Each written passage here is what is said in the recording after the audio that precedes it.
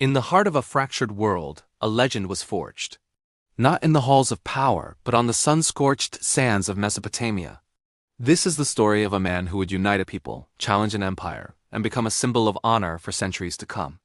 This is the story of Salah ad-Din al-Ayyubi, known to the West as Saladin.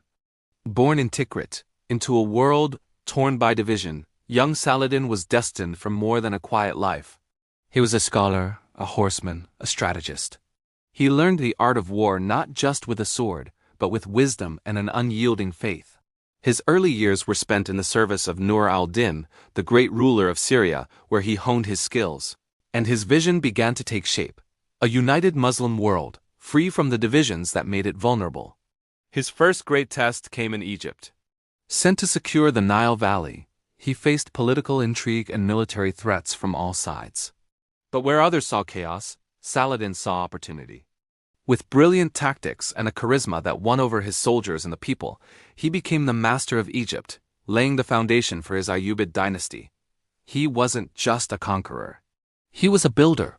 He established schools, hospitals, and fortified Cairo, turning it into a beacon of Islamic civilization. But his destiny lay to the east, in the Holy Land. For nearly a century, Jerusalem was under Crusader rule.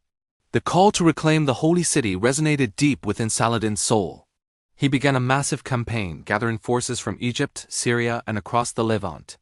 His army was a testament to his vision of unity, a vast, disciplined force marching under a single banner, driven by a common purpose. The year is 1187. The place, the Horns of Hattin.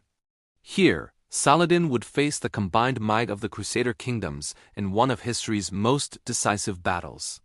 Under the blistering summer sun, he outmaneuvered and trapped the heavily armored knights, cutting them off from water and any hope of escape. The battle was a tactical masterpiece. By sunset, the Crusader army was shattered, their most sacred relic captured, and the path to Jerusalem lay open. Just weeks later, Saladin stood before the walls of the Holy City. But instead of the brutal sack that had marked its capture by the First Crusade, Saladin showed remarkable mercy. He allowed the city's inhabitants to ransom themselves, and for those who couldn't pay, he paid their ransoms himself. He guaranteed the safety of Christian pilgrims and protected their holy sites. This act of chivalry amazed his enemies and cemented his reputation not just as a great warrior, but as a man of profound compassion and honor. The fall of Jerusalem sent shockwaves through Europe, sparking the Third Crusade, led by the most powerful kings of Christendom, including Richard the Lionheart of England. What followed was a legendary rivalry, a titanic struggle between two of the greatest military commanders of their age. They clashed at Arsuf and laid siege to Acre. It was a war of attrition, of brilliant maneuvers and mutual respect. Though they were fierce enemies on the battlefield, they recognized the valor in one another. When Richard fell ill, Saladin sent him fresh fruit and snow from the mountains to cool his fever. In the end, they forged a truce. Jerusalem would remain under Muslim control, but Christian pilgrims would be granted safe passage to visit their holy sites. It was a pragmatic peace, born from the exhaustion of war and the respect between two great leaders. Saladin had defended his people's lands and restored their most sacred city. Saladin's life was a testament to the power of faith, unity, and leadership. He was more than a sultan.